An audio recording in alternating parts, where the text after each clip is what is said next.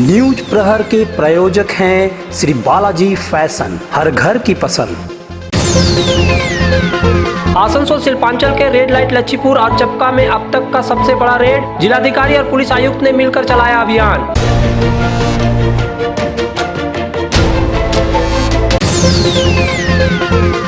कम उम्र की लड़कियों को देह व्यापार में उपयोग करने की सूचना पर रात के अंधेरे में मारा गया रेड, 45 लड़कियां की गई बरामद। आसनसोल शिल्पांचल में वैक्सीन मिलने में हो रही दिक्कत, तो लोगों ने किया झारखंड का रुख। नगर निगम के प्रशासक अमरनाथ चटर्जी ने पूर्व मेयर जितेंद्र तिवारी पर लगाया वैक्सीन के संबंध में भ्रम फैलाने का आरोप। ওনার মনে হয় অবগত নেই বা উনি ভুলে গেছেন যে মমতা বন্দ্যোপাধ্যায়কে দ্বিতীয়বার 70 লক্ষ ডোজ কিনতে হয়েছিল পয়সা দিয়ে।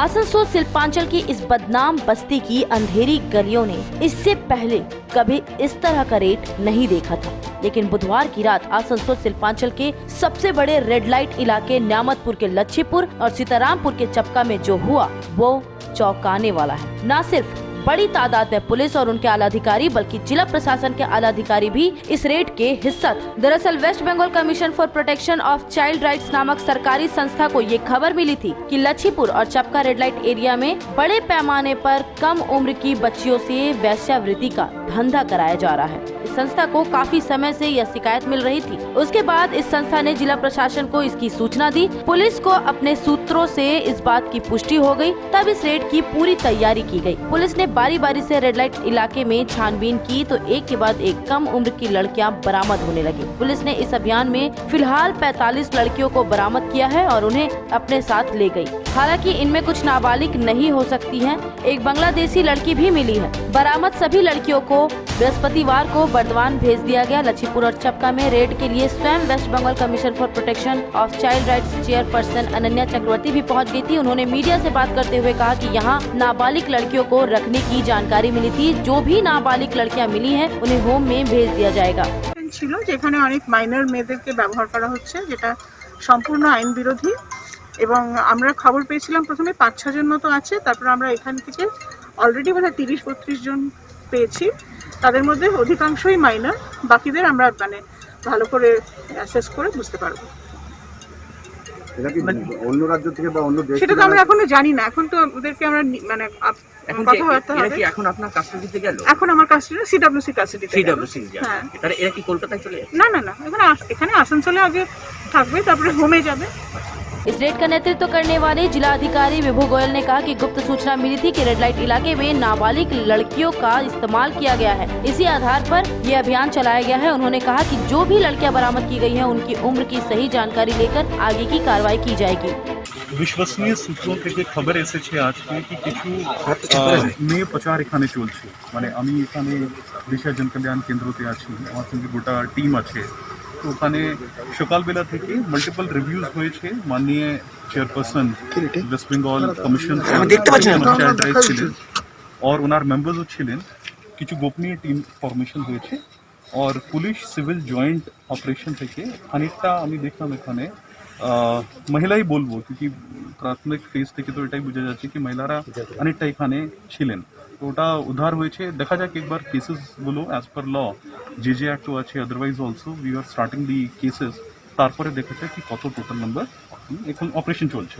তারপরে total see it can only be told once, মানে আমি মানে প্রপারলি ইন্টারোগেশন করে দেবো, তারপরে কিছু বলতে পারবো। এখন ডিটেইলড কিছু আমার কাছে ইনফরমেশন। আচ্ছা বলছি, এরা কি এখন আপনার কাস্টডিতে থাকলো? যাদেরকে রেস্কিউ করা হচ্ছে এখন থাকবে, আজ রাত্রিবেলা হয়েছে তো এখন থাকবে। তারপরে সিডব্লিউসি যদি মাইনার আসে তাহলে সিডব্লিউসিকে প্রডিউস করাবো। সিডব্লিউসি এখানে আমার মেম্বার এখানেই ছিলেন। Therefore in her presence everything has happened.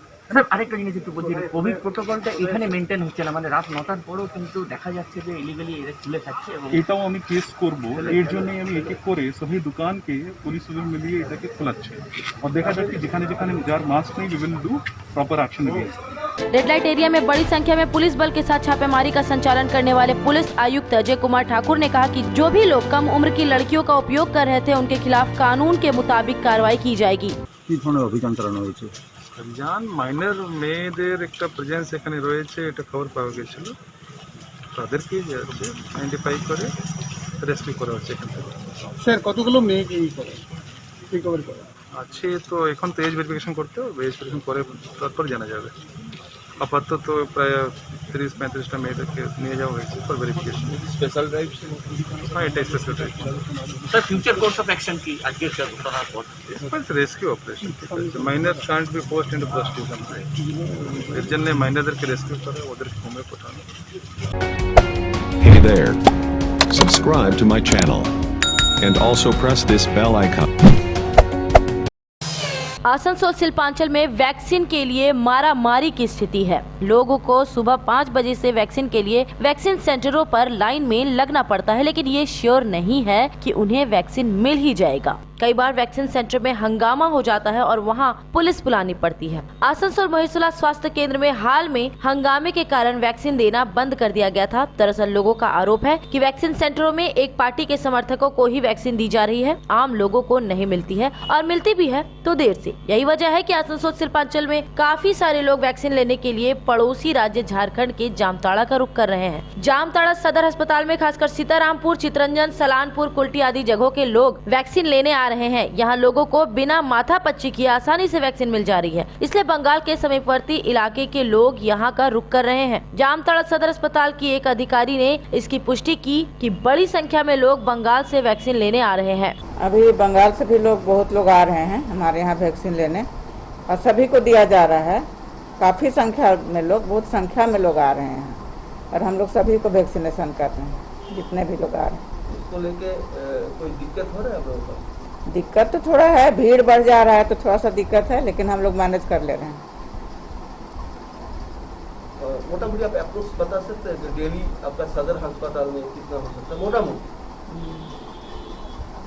अब एग्जैक्टली बंगाल के कितने लोग ले रहे हैं तो कहना मुश्किल है। बता सकते हैं लगभग?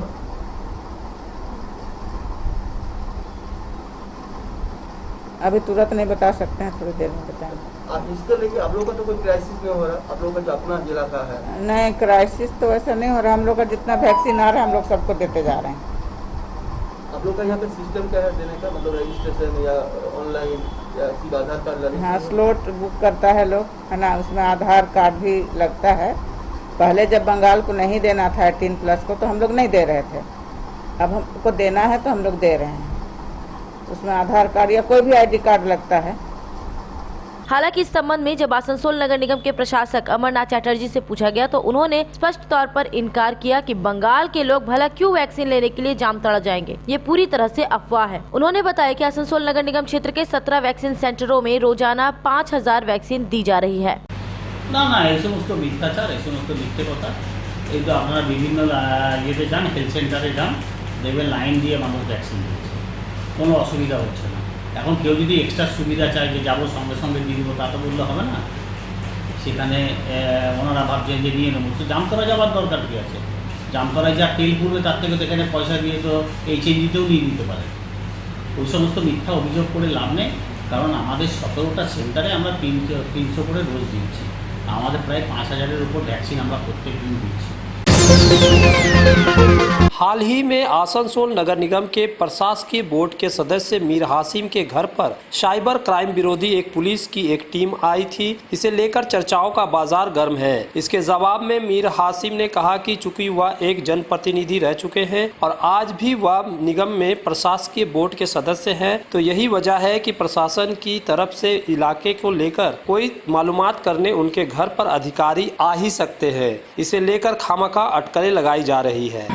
देखिए, जैसा कि आप जानते हैं, हम मेंबर MIC थे, मेंबर मेयर इन काउंसिल थे, और अभी फ़िलहाल आप लोगों की दुआ है कि आज हम member board of administrator Asansol municipal corporation है। तो बहुत सारा मसला ऐसा होती है कि पुलिस हो या साइबर क्राइम के लोग हो, इलाके के जो नुमाइंदा होते हैं उसके पास में आते हैं। ये जो अफवाह फैला रहे हैं ये विरोधी पक्ष का नेता है या लोग हैं, इन लोगों को ऐसी गर्म हवा चाहिए। तो देखिए प्रशासन के जो बड़े बाबू हैं वो भी आते हैं इलाके के बारे में जानकारी लेने के लिए, साइबर क्राइम के लोग आते हैं, वो इलाके से में जो कुछ हो रही है उसकी जानकारी लेने के लिए। तो बहुत सारी ऐसी बातें हैं जो साइबर क्राइम हो या पुलिस प्रशासन हो, ये लोग आते हैं जानकारी इलाका का जानकारी लेने के लिए। आसनसोल शिल्पांचल के चांदा मोड़ स्थित प्रतिष्ठित अंग्रेजी माध्यम के आसनसोल नॉर्थ पॉइंट स्कूल में 2021 के लिए प्रवेश जारी है। नर्सरी से क्लास 9वीं और 11वीं के लिए प्रवेश खुला है। ऑनलाइन नामांकन की भी सुविधा। स्कूल में सारी आधुनिक सुविधाएं उपलब्ध हैं। Air condition computer lab, air condition auditorium, swimming pool, पूरे स्कूल कैंपस में CCTV निगरानी, स्कूल ट्रांसपोर्ट की भी सुविधा। संपर्क करें आसनसोल नॉर्थ पॉइंट स्कूल में।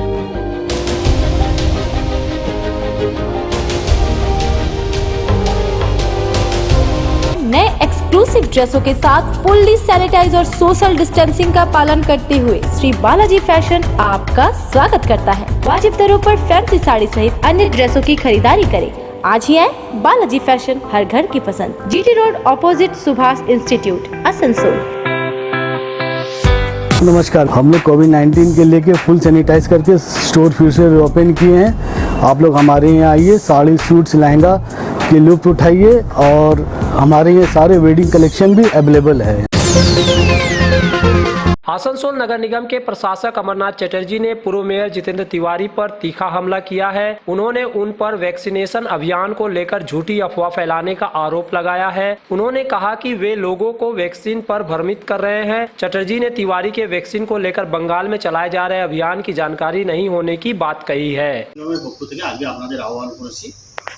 আপনাদের শুভেচ্ছা জানাই এবং আসানসোলের পাবলিককে আমরা নমস্কার জানাই যে তাদের আমরা আপনাদের মাধ্যমে অনুরোধ করতে এসেছি যে কোভিড পিরিয়ডে যে ভয়াবহ একটা পরিস্থিতি চলছে এই শিল্পাঞ্চল নয়, সারা ভারতবর্ষ, সারা পৃথিবী, অন্যান্য জায়গায় তো মানুষ আতঙ্কগ্রস্ত হয়ে ঘর থেকেই বেরোচ্ছেন না। সেই সমস্ত কথা ভাবনার কথা চিন্তা করেই আপনাদের মাধ্যমে আমার শিল্পাঞ্চলের মা বোনেদের, অভিভাবক এবং বন্ধু বান্ধবদের আহ্বান করছি যে কিছু মানুষ রয়েছে যারা মিথ্যাচার এবং ভ্রষ্টাচারের উপর ভিত্তি করে মানুষকে বিভ্রান্ত করছে।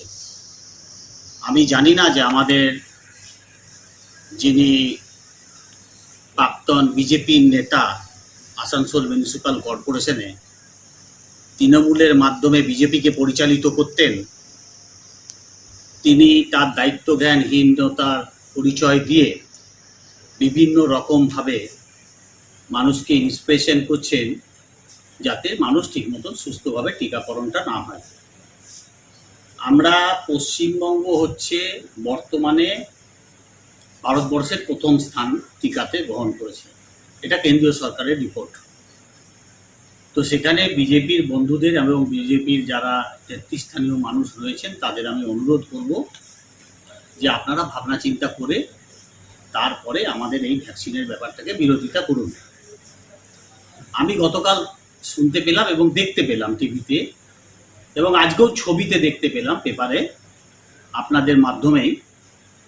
আমি উনাকে অবগত করি যে উনি যখন এখানকার মেয়র ছিলেন তখন কটা জায়গায় উনি হেলথ সেন্টারের মাধ্যমে ওয়েব টেস্ট করিয়েছিলেন, কটা করোনা ভ্যাকসিনের ওষুধ বা ট্রিটমেন্ট হতো এবং কোন কোন সেন্টার সচল ছিল ওনার একবার জেনে নেওয়া দরকার আছে। আমরা বর্তমানে যেরকমভাবে সেন্টারগুলোকে পরিচালনা করছি এবং সাফ সাফাই করছি আপনারা সবাই দেখতে পাচ্ছেন, আসানসোলের মানুষ দেখতে পাচ্ছে। প্রথম ভ্যাকসিন গেছেন, ফেরতও গেছে, কারণ মানুষ সেই সময় নিতে ভয় পাচ্ছিলেন। উনি অভিযোগ করলেন যে ফ্রি ভ্যাকসিন দেওয়া হচ্ছে। ওনার মনে হয় অবগত নেই বা উনি ভুলে গেছেন যে মমতা বন্দ্যোপাধ্যায়কে দ্বিতীয়বার 70 লক্ষ ডোজ কিনতে হয়েছিল পয়সা দিয়ে এবং মমতা বন্দ্যোপাধ্যায়ের আন্দোলনের ফলেই উনি কিন্তু বাধ্য হয়েছিলেন যে এই ভ্যাকসিনটাকে ফ্রি করতে। Hey there. Subscribe to my channel and also press this bell icon. BJP नेता शंकर चौधरी ने एक प्रेस कॉन्फ्रेंस कर बंगाल की ममता बनर्जी की सरकार पर आरक्षण देने के नाम पर तुष्टीकरण करने का आरोप लगाया है। उन्होंने कहा कि बंगाल सरकार ने ओबीसी को 2 भागों में बांटकर अल्पसंख्यकों को ज्यादा आरक्षण दिया है। केंद्र सरकार को मैं धन्यवाद देना चाहता हूँ। भारतीय जनता पार्टी समूचे भारतवर्ष के कार्यकर्ता धन्यवाद देना चाहते हैं। जे केंद्र सरकार ने, मोदी जी ने हमारी मांगे मानी और ओबीसी को मेडिकल में एमबीबीएस, डेंटल, मेडिकल की पढ़ाई में 27% दिया। इसलिए मैं उनको तहे दिल से धन्यवाद देता हूँ।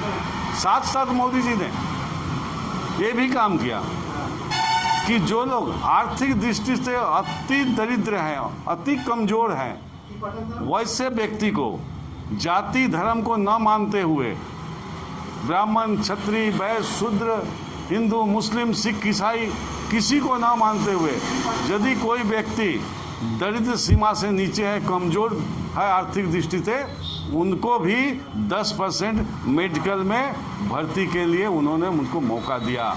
ये बहुत ही सराहनीय कार्य है। इसलिए हम लोग उनको साधुवाद करते हैं, उनको धन्यवाद देते हैं। ठीक इसके विपरीत पश्चिम बंगाल की सरकार ओबीसी को 2 भागों में बांट दी है। ये बहुत दुखद बात है, बहुत ही निंदनीय है। जाति धर्म के आधार पर ममता बनर्जी ने ओबीसी को 2 भागों में विभक्त कर दिया है। 10% ग्रेड ए मुस्लिमों के लिए, 7% ग्रेड बी हिंदुओं के लिए, जो कि अति निंदनीय कार्य है। हम लोग का मांग है और पश्चिम बंगाल में हम लोग हमेशा आंदोलन करते आ रहे हैं और हमेशा करते रहेंगे तब तक जब तक कि 27% इन जनरल सभी को रिजर्वेशन न मिल जाए। आसनसोल नगर निगम के सहयोग से पूर्व पार्षद विनोद यादव के नेतृत्व में 80 number ward Shantinagar Netaji Sangha club परिसर में एक शिविर लगाकर लगभग 300 लोगों को वैक्सीन लगाई गई। आज हम लोग 80 नंबर वार्ड में हम लोग कॉर्पोरेशन के चेयरपर्सन अमरनाथ चटर्जी साहब से बात करके हम लोगों ने अपने वार्ड में वैक्सीन का काम शुरू करवाया है, जिसमें कि आज 5 तारीख है। नेताजी संगो क्लब में 300 आदमी को वैक्सीन देने का प्रोग्राम है, जो वैक्सीन चालू हो गया है, जो हम करवा रहे हैं। कल 300 और आदमी का होगा, 600 आदमी का टोटल हम लोग को दिया गया है। और हम लोग आशा करेंगे कि वार्ड के लोगों को, जो गरीब लोग हैं, बहुत गरीब है, असहाय है, मजबूर है, लाचार है, उन लोगों को ये वैक्सीन दिलाया जाए ताकि इलाके में जो प्रॉब्लम है वो सॉर्ट आउट किया जाए। वहीं 77 नंबर वार्ड में भी टीएमसी के भोला सिंह के नेतृत्व में वैक्सीन कैंप लगाया गया। यहाँ मुख्य रूप से उत्पल सेन, मुर्तजा खान, विक्की सिंह, गुरमीत सिंह, राजू वाधवा, शशि सिंह सहित लाइब्रेरी के कई सदस्य उपस्थित थे। यहाँ भी सैकड़ों लोगों को वैक्सीन दी गई।